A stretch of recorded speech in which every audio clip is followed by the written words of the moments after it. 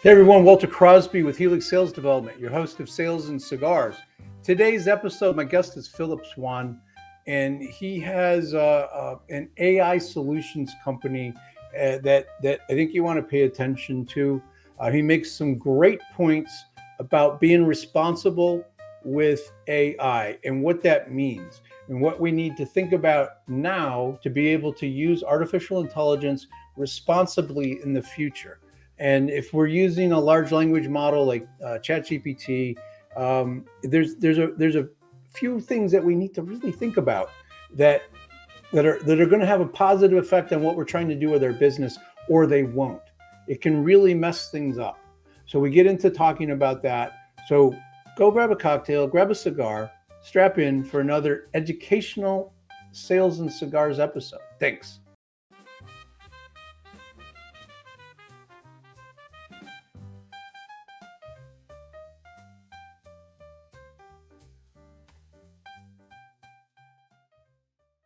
So, Phillip, I appreciate you taking some time to jump on the podcast. Welcome. Thank you. Thank you very much, Walt. It's an absolute honor and pleasure to be talking with you and your audience. I appreciate that. So, I think there's a bunch for us to talk about. I think we have some a sort of a like-minded approach. We sort of play in a similar space, but you've got some cool things going on with AI, which we'll get to. But let's talk a little bit about. Let's start with: is there a book that you really gift often, or you read a lot, or reread? Is there something there that stands out for you? There are several that I read, but the one that really stands up for me is Crucial Conversations, and it's it's this book here, and it's an incredible book for teams and for clients to really understand, have very frank, candid conversations without without fear of repercussions, or it's always about the outcome and driving a successful outcome from that conversation and meeting. Because the reason I love this book so much is that when we deal in a world of change management, and how change management occurs, it starts with a conversation. So that conversation is absolutely key. It's interesting that people always say they hate change, but everything changes on a regular basis. I mean, we're constantly changing as humans. The days change, we change our shirt, but it goes deeper than that. And if we don't talk about when we get uncomfortable, and that book really helps people realize that we can talk about things that are a little bit uncomfortable, and then once we've done that once or twice, it becomes much more comfortable to be uncomfortable because it solves problems. Right? Is That's that one of the takeaways that you got? That's one of the key takeaways. And one thing to know, to achieve critical mass in change, only 7%, the number 7% of an organization needs to be on board for that change to happen. And there was a book that I've read many, many, many years ago. It's about 80 pages. It's absolutely perfect. It's called Who Moved My Cheese, or Who Moved the Cheese. Yep. And it's it's getting wrapping people's head around that change will always happen. And we had an expression at Microsoft, this is an internal Microsoft thing, that the only constant is change. And that is a true thing. So you either impact change by being forward thinking and actually leading that change, or you're a follower and in that change. And we like to be active participants, and and not let things happen. And as entrepreneurs, right, I've run small businesses virtually my whole life, is being that forward thinking. So it's like I play rugby as a youth, and the big thing with rugby is that it's not where the ball's at, it's where the ball needs to be. And I've brought this into every business that I've helped run and manage. Is you've As a small business, as an entrepreneur, you've got to have a team around you that makes you look and appear bigger than you actually are. And working with services like Army or Marine Corps, is it's all about that strategy and really understanding about where you need to be and coalescing this so you have this force multiplication effect that you are bigger than you actually are. And this is really an important part for any small business, to succeed, is don't be a follower, be a leader, be really focused in on driving that change, that and getting that change adapted and adopted to really be accepted by by your customers and by your partners and by the alliances, and most importantly by your internal team. Yeah, that all of those stakeholders need to be aligned. It's one I wrote a book earlier this year, and that's one of the big things is getting that alignment between the vision and then the everybody along on the team, all of your affiliates, all of your partners, but like the the the person on the shipping dock needs to understand how they can impact your vision, and when they do, it's amazing how things get taken care of before they become a problem. It's amazing that it's only like I didn't know that stat 7% Yeah, to get that critical mass going. That's great insight. Um, so let's talk a little bit about. I want to get into the AI piece, but like, could we get a little bit about your entrepreneurial background? I think you. absolutely. My entrepreneurial background, I know you don't want to go back to grade school, but actually that's where it started for me. And Yeah. it literally started with me going to my mother. So I come from Scotland originally, and we're not cheap, we're thrifty, right? So I Right. never got a day of a pocket allowance in my life. And at 8 years old, I went to my mum and said, I want a road bike. She said, well, how are you going to pay for it? And I figured out, well, I'm going to get a paper route. All right. And I did my first distribution strategy at 9, where I hired 4 of my mates to actually go and expand my paper routes. And I took a cut off of the top. Then at 14, I sold that business, funnily enough. And I bought a bunch of inventory for baby clothes and selling baby clothes at an open air flea market in Scotland. And if anybody knows the weather in Scotland, it is not pretty. And so and by the age of 20, by the time I graduated university, I had 20 of those booths and 14 different markets. And at the age of 16, I was going to China to cut out the middleman. So I was buying clothes direct from Hong Kong at the age of 16. So it started with, what future am I solving for? And the future I was solving for back there is to have enough money to buy a house. And I bought my first house for cash at the age of 21 years old. And it was it started from there. So the value of entrepreneurship is like, I see a problem, a customer pain point, and really, I say, well, like, this is what we want to solve for. This is the future we're solving for. And I literally work backwards and map everything out that needs to do to go to to go to market to actually solve that customer's problem. And that's how I got started. I just love it. Right. I'm not the youngest chicken in the in the coop, but I've got as much energy as a 20-year-old, right? And because I'm not working, because I'm doing what I love, right? It's not a job for me. And Yeah. I just love it. I love solving customer problems. Just love it. It's I had a guest on the other day, and we were talking about elite salespeople, right? And there's an elite salesperson is very much like an entrepreneur, right? Yep. We're driven. We're looking to solve problems. We're working hard, but we're working smart. We're trying to fill those gaps, as you say. Like you see an opportunity, and you're going to try to figure out a way there from maybe working backwards. But That's right. the other thing that he noted, which you touched on as well, is that we're not gonna like you wanted a bike. You're 8 years old, like, but you figured out you got to go earn it, and so you figured out a way to go earn it. So the obstacle is is not, we're not taking no for an answer. We're going to go out and figure out what we got to do. I had a paper route as a kid, but I wasn't smart enough to go get my friends to help me. I did it all myself. That's I wish I had thought about that. It'd have been a lot easier. Um, that's awesome. So you caught the bug. and you found a way to do what you really love to do, Yeah. and hence we don't really work, right? There's days that are tougher than others, right? But we're doing what we really enjoy doing, so it's not a punch in a clock. Look, there's a Um, few things to unpack from what you just said, all right? So when you talk about an elite salesperson, the one thing that I notice a common trend for elite salespeople is that they are the CEO of their own franchise for your business, and they act that way, right? So, like you said, offset my weaknesses with strengths. So I wrap myself with people around with people who are going to make us get that force multiplication effect, because you can't do it all yourself. And as the owner of a small business, you are the chief salesperson.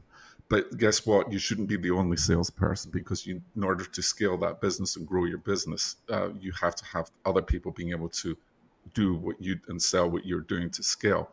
So that's one aspect. So that's one aspect of what we're saying. But the other big thing, the other big thing for me is that I'm driving, you know, for questioning and just listening. Right, but one thing that salespeople do badly is that they'll go into the meeting and start yeah, presenting, and I absolutely hate it. And the thing is, we've got these two things stuck at the edge of our head called ears, that we need to listen.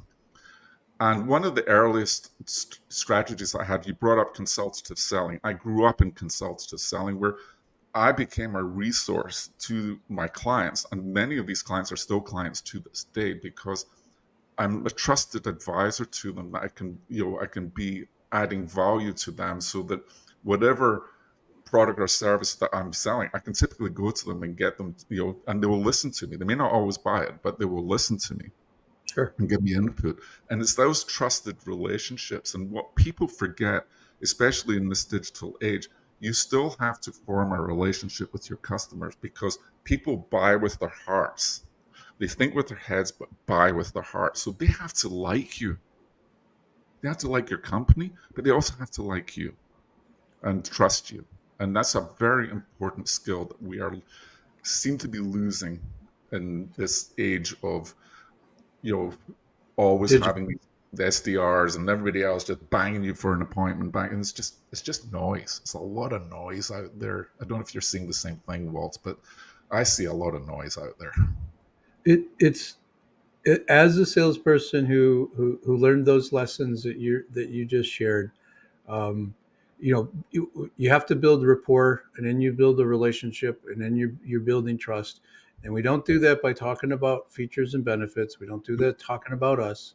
We do that by asking questions and getting to understand that person's challenges, their issues, their desires. And then if there's alignment, then we can persuade Right. and provide options. But um, I I remember walking into an office of a customer. They were engineers, electrical engineers, and I would have an appointment with one engineer, and I always scheduled for a 30-minute appointment. I'd always schedule like 2 hours of free time after that, because as soon as I walked in, the engineers would pop their head up, right? Crosby, Yep. before you leave, I need to see you. Yeah, before you leave, come see me. And Yep. they didn't always have something to buy, or they didn't need to buy something. They were like, "Hey, I have this problem. Do you understand the answer?" And I would always give them an honest, straight answer. Yep. Yes, here's the answer, or you know what? I don't know. Give me 24 hours, and I'll get the answer, or I know somebody that can. And they appreciated the candor. Um, and it's all about listening and being clear, not waiting to talk, but actually listening. Yes. um, I use the analogy of the sideline sports reporter. I don't know if Hmm. you watch much American football, but they have I like do. 2 minutes with a coach, and they're like, the producers in their ear, you got these three questions to ask. They don't listen to the answer. They're just waiting to talk. Correct. And unfortunately, as you see as well, salespeople want to wait.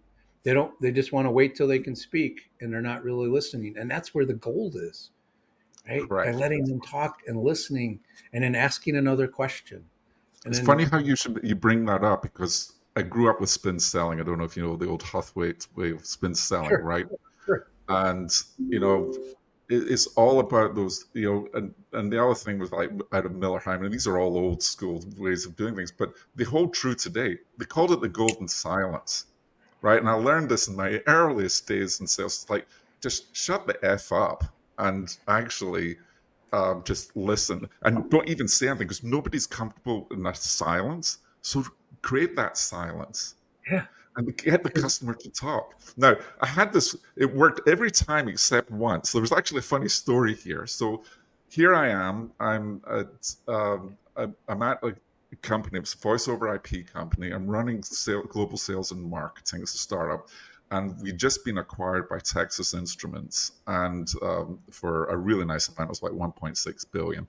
And so I'm meeting with Nokia in Finland, and I do my golden silence thing with them. We went 15 minutes without saying a word. Those guys were stubborn. And I went, oh, screw it. I'm going to talk now. I was timing it. I said, we can't go any longer without talking now. Because they knew exactly what I was doing. but you encountered a pro, and that's okay. We hung out for 10-15 minutes. Yeah. That's a pretty good run. I find it. I listen to a salesperson's call, and they struggle with 10 to 15 seconds of silence. The other thing that I see, and I'm curious if you see this, they ask a question and then answer the question for the prospect. They step all over the opportunity to learn. I mean, it's so frustrating. Oh my goodness. I So frustrating. see that so often. We've gotten so um, wrapped around this hide behind your cell phone, hide behind your computer screen, um, and we're losing this ability to interact with each other in business and in so many ways. And it's starting, you're starting to see it hurt software as a service companies, right? Because the VCs, the venture capitalists, have thrown so much money at them. It's always grow, grow, grow, grow, grow, grow, grow, right? And now the problem with when you say grow, grow, grow, grow, you hire a whole bunch of people, and it's like, get me 10 calls a day or 100 calls a day, and 10 meetings a week, and this all these goals, which are absolutely bogus KPIs, right? They're Because managing the wrong numbers. Yeah. it's absolutely the wrong numbers to be measuring, right? And the numbers you need to be measuring are your retention numbers. Are your customers happy? Can you sell more to them? Because guess what, folks? It's easier to sell to people to existing customers than it is to acquire a new one. And so keep the customers you've got, scale those customers, and acquire new customers while you're going along in their journey. And when you I do mean, that, you have a solid base. you can't help but grow, because you're grabbing share of wallet and market share. That's And right. it's so much easier to grab market share if you're doing it by squeezing your competition and owning your customers because you're doing such a great job. It's not The, about throwing cheap prices at it or misleading people. It's like just go do the work. if you're And discounting, right, I understand where discounting comes in. You got to get the deal in, got that. But if you're having to discount, you've got a problem. You haven't sold value. And because where there's value, yeah, of course, when you get into procurement with a large enterprise, their goal to negotiate. Yeah, you're going to negotiate in some price, right? That is a given. But it's always, oh, we'll give you 50% off just to get you on board. That is such the wrong way because you've just suddenly destroyed your margins, right? And you're now going what I call circling the drain. It's now only inevitable before it's going to be that slow, painful death and death march of trying to make profit when you're already destroyed your margins because your salespeople are discounting because they can't sell the value. yeah, and because they can't sell value and they can't build trust. That's it. And once you start that spiral, you can't come out of it. It's just physics doesn't allow you to. Yep. And you see it, and You when you try to tell the CEO, you have to stop this. If they're asking you, you have the wrong people. You haven't trained them. You haven't given them the tools, or you have the wrong people. Right? It's Yep. if you're Yep. discounting. Like when they ask me for a discount, I'm like, wait a minute, you want me to help coach and develop your salespeople? You would how much respect would you have for me if I gave you a discount and I'm going to go teach your salespeople? I'm Yeah. sorry, I just I can't do that. Yeah. Um, so I have a bit of an out that some people don't have. So let's talk a little bit about the two letters that everybody's all excited about, and what that how you develop, um, uh, solutions Sure. and using artificial intelligence. And you're speaking to CEOs, you're speaking to business owners who want to understand, want to do it the right way, and I think you have some insights here that might be able to help them. Absolutely. I mean, I want to first off and start that people say that, you know, well, I use Chat GPT, so therefore I'm using AI. Um, yes, you're using generative AI, but the chances are what you're getting out is not actually good output. What we are focused on is very simply to help CEOs and owners of businesses reimagine their business with responsible AI. Now, there's a lot to unpack with that statement. First of all, let's define what responsible AI means. Responsible AI means that it's good, it's ethical, and it's safe. Those three things. So it's good for the people. It's ethical in that you're not going to get these things called hallucinations coming out of there. What hallucinations are for this is a real issue. Is that these large language models like that are used by OpenAI, which is theirs, Chat GP, GPT 4.0 or whatever you're using, or Claude. Perplexity or any of the others, Pi or Llama 3 from Meta, is you they present information as if it were true, right? And so think in terms of propaganda, think in terms of just giving you wrong business insights. So just by going with, well, ChatGPT told me that it must be true, you're going to run into problems before you even know it. So you actually have to so you use these tools, and how I use these tools is I use multiple models when I've learned how to prompt, right? So prompting is a very real discipline, and it's very complex today. This will change sooner than you know. I know some stuff that's going on right now. So by the end of this year, you will start to see the ability to simplify or abstract the complexity of prompting. And because some of these prompts that I use now are literally pages long, Yeah. it's because what you have to think, how you have to think about these generative AI products that are out there today. Think of them as this really smart, genius level toddler that you have that will do your exact instructions to the letter.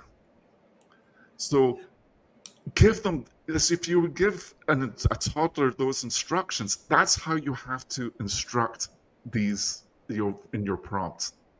And when you But wrap your head around that, it starts to become more useful to you. the thing that I've learned is I've taken a course from a pretty a guy that's been using AI for a long time, and the thing that struck me in the conversations is that you have to write the prompt, and it has to be really crystal clear, and it can be pages long, as you say. But the real issue is that we haven't taught our education system isn't teaching critical thinking, No, and to be able to write a really solid prompt to get the output that you're looking for so that toddler doesn't go around creating chaos is that's it. is that critical thinking, and we lack it, and we So rely on this so simple thing that we're gonna get in you're trouble. speaking my language, utterly speaking my language well, because people talk about data driven decisions. I call absolute BS on that because the data is not, well, the data may be accurate, it likely isn't, right? Because data is dirty, typically, and especially in smaller companies and even in large companies, the data is dirty. So you have to get your data ready for AI, right? And that's a part. But where I was going with the GPT, that is not AI. I've worked in artificial intelligence since 1981. Okay, I started programming AI in a language called Lisp that is still being used today. That goes back to AI has been around forever. What's changed is the vast amounts of data that are available now, and the compute power. The compute availability is a separate issue, but the compute power is now Yeah, available to handle this. That's what's changed. It is not new. It goes back to the 40s to Alan Turing, okay, sure. in really understanding, you know, making a computer almost sentient, right? So where we go with AI, and this is where I was going to play. If you think AI, your strategy with AI is Chat GPT or one of those tools, I'll call you to press a stop on there, or your listeners to press a stop. Start thinking about what future you are trying to solve for your business, and then think about what superpowers in your team today exist that are going to help you get to that. And now identify the things within those superpowers within those people in your team that you can now automate and replicate so you can free them up to do even better stuff. So we're a reality of tomorrow in 5 and 10 years time will be that AI does not replace jobs. What it does is it augments humans. So the thing about AI is not about the LLM or a large language model. It is not about the algorithms. It's not about the data. It is all about the human expertise. It starts and stops with human expertise. And when you can now unpack that and re-engineer and basically re-engineer that, where you start getting the opportunities to have a digital twin or digital twins of the superpowers within your organization, you now have a responsible AI platform to start scaling your business. And so really start thinking about how you can do this. The AI is a tectonic shift in the world today. And I use that term very deliberately because there was a tectonic shift in technology with mobile, right? Suddenly it started off with these, you and I have got a few gray hairs in our head. We remember the old bricks we used to carry around because it gave us freedom, right? Sure. And it gave us freedom from that card, that thing where we had, as salespeople, we had to be next to a phone. We could now travel and be productive, talking to people in cars, talking to people from from different parts of the world, right?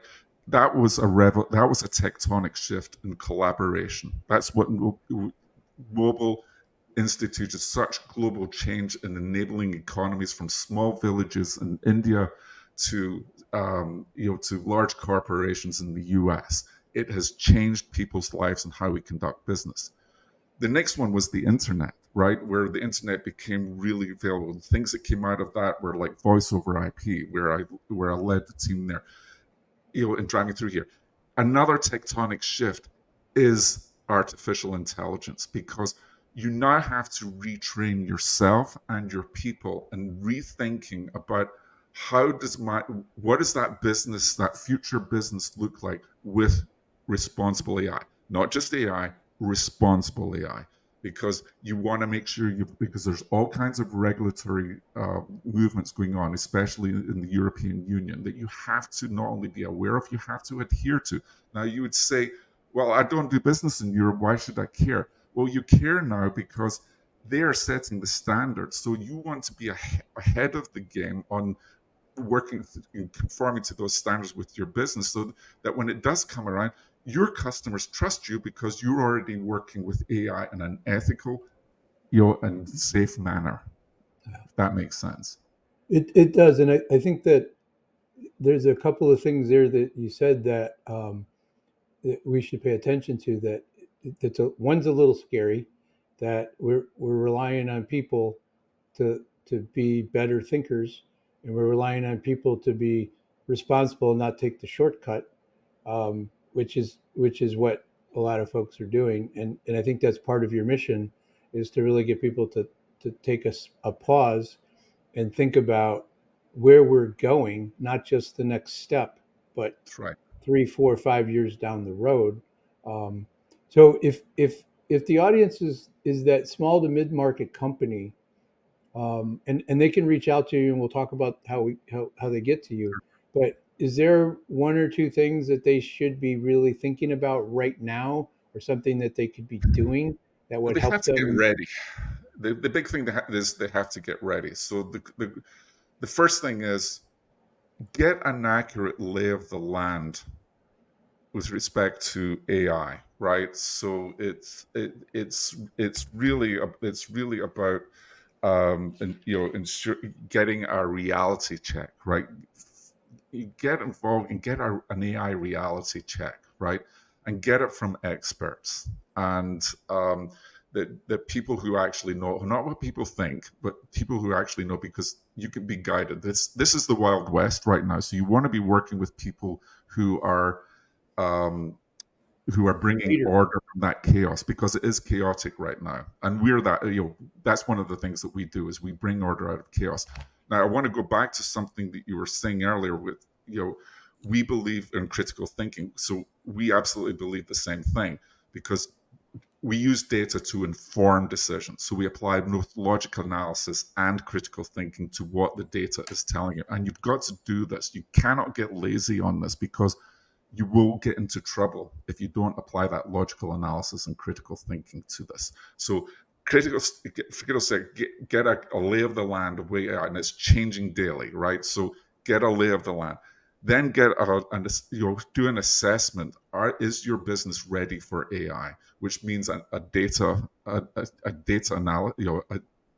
an assessment. Is your data ready for it?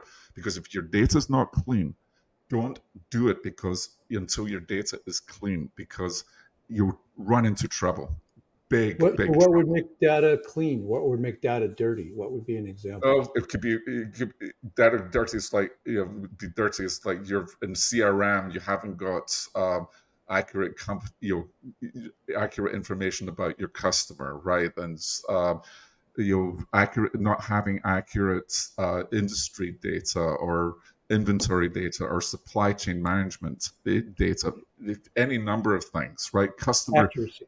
yeah, and most importantly, your customer data, right? In terms of customer success, customer support, however you want to put, having all of that. If that stuff is dirty, you're going to get bad answers. Thanks for being part of another fun episode of Sales and Cigars. Let me ask you a question. Are you tired of struggling to hire sales talent that's going to move the needle for your company? Well, maybe you should attend my Sales Hiring Secrets program and discover the number one mistake that business owners are making with hiring sales talent in their organization. The details are in the show notes. Click on the page. It gives you all the details. It gives you everything you need to know to solve the problem of sales talent on your team. Thanks. Mm-hmm. Yeah, and I look at a lot of CRMs from a sales perspective, and I'm sure you have, we know that data is dirty, it's filthy, in a Because sense. salespeople are lazy. I'm just not, and I'm not saying salespeople are not lazy. They're lazy on administrative tasks. Why? Because that's not their superpower. And this has been one of my banes of sales management my whole life, because the one thing that salespeople are really poor at typically is managing their time.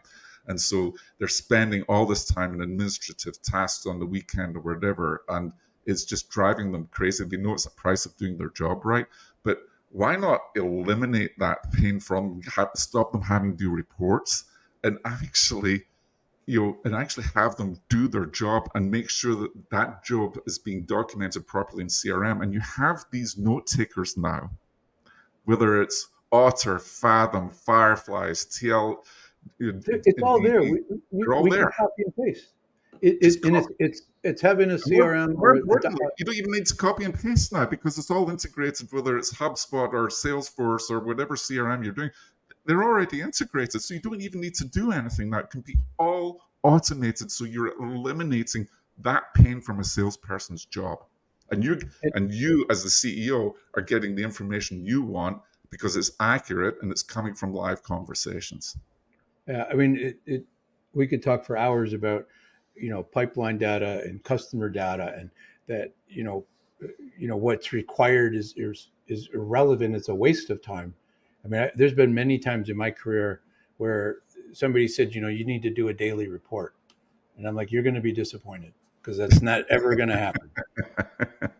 Because I mean, I put in what's relevant in the CRM, so I don't forget. So I have a reference to go back. I put in what's necessary, no more, no less, and I make sure information is accurate. So that's one of the big things with them being ready, and it's just looking at their capacity, their manufacturing, their logistics, their sales, their finance, all of those things. That data that they have is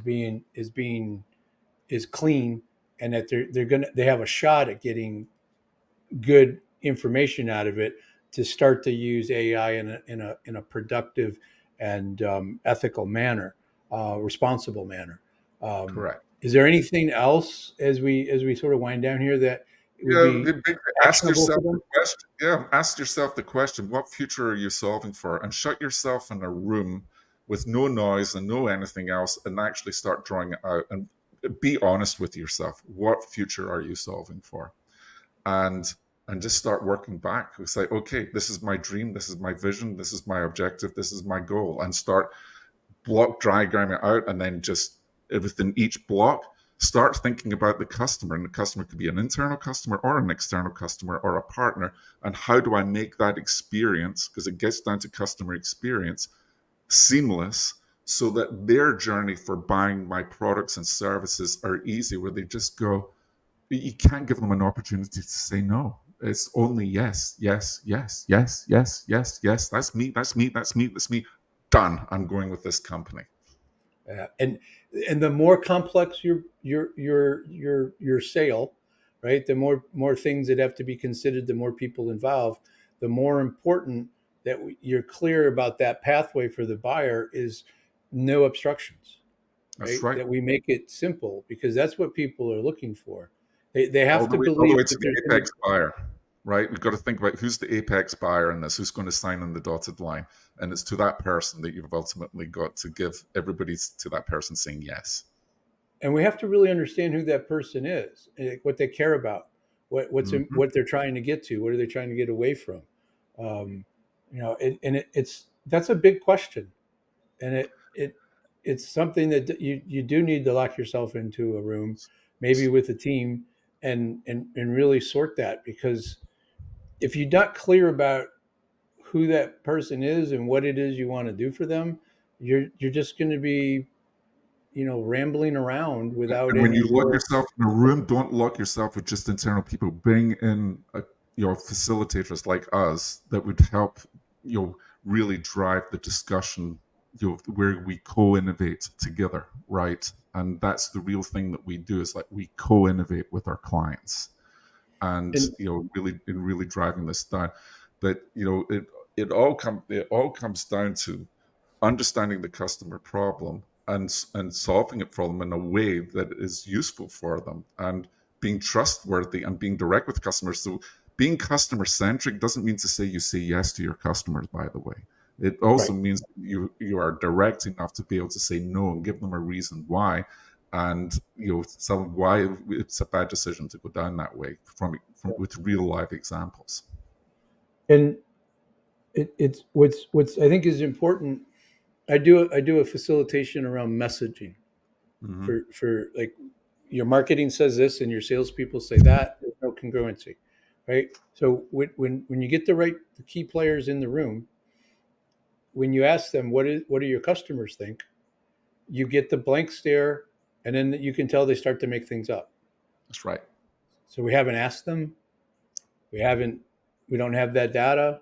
And when you really dig into it, there's a pause, and they have to go get some information to really understand, because they believe certain things as a business owner, as a CEO, as a leadership team. but they really don't know. And even if they're on track, they still you have to unpack it and be able to turn it around sometimes. So That's right. your point about bringing somebody in like yourself to facilitate those conversations, to really think about a strategy for the next 5-10 years as to where you're going and what tools need to be. Yeah, it's going to change. But if you don't have a target, you don't know why you're changing, and you don't know what you're changing. I When mean, I was when I was working, for an agency within our federal system, the thing that we always said was like, we put plan A, plan B, plan C, plan D, and we train like crazy for the outcomes for plan A, plan B, plan C, plan D, and none of them will work when you're actually in the field. But guess what? We're agile in our thinking, that we know how everybody's going to react, so we adapt in real time to the situation so that we can still achieve the outcome based on dynamic events going on around you. And in business and in a startup, it's like going to war. You never come out the same. yeah, you have to. You have to be able to critical think. You have to be able to pivot, and you can't do any of that if you don't know where you're really going. Right? That's If you're right. just driving across the United States and there's a road closure, or there's something going on, and you know you're going to Los Angeles, and you're in Pittsburgh, you know what the goal is, so you can adjust, take the most efficient and effective way to get there. Right. Business is the same.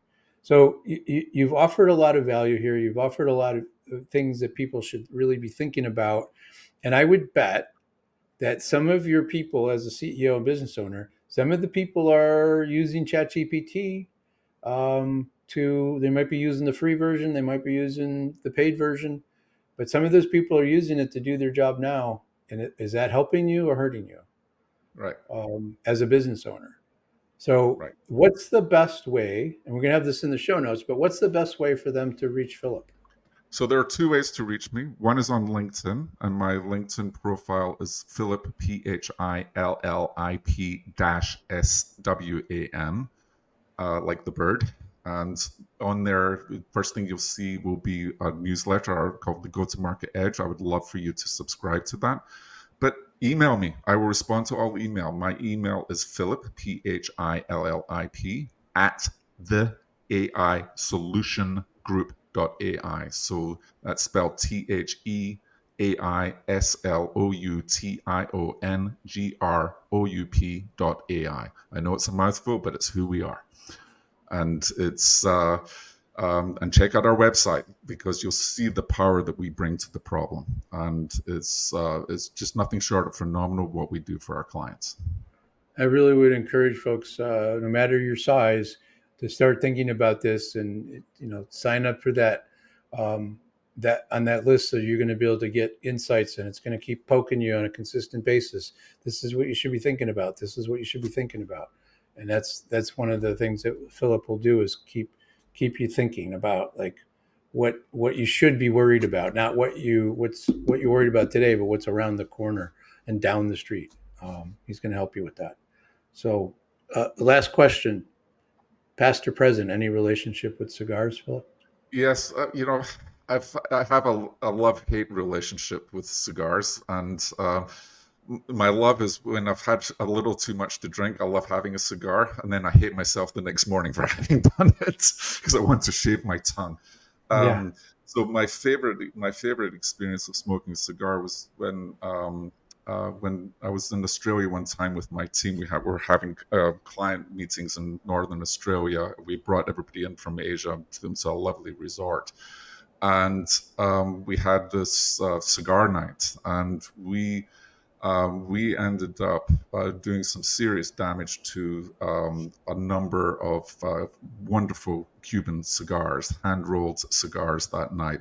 And what I remember is that in that hotel there was another business meeting going on, and there was a very famous person who just went over there, and his name was Kerry Packer, and he comes over and said, "I want to smoke cigars with you guys." So we actually went with one of the top business people in the world at the time, just smoking. We're just hanging out, drinking scotch, and smoking cigars. Regretted it the next morning, but I had a great time.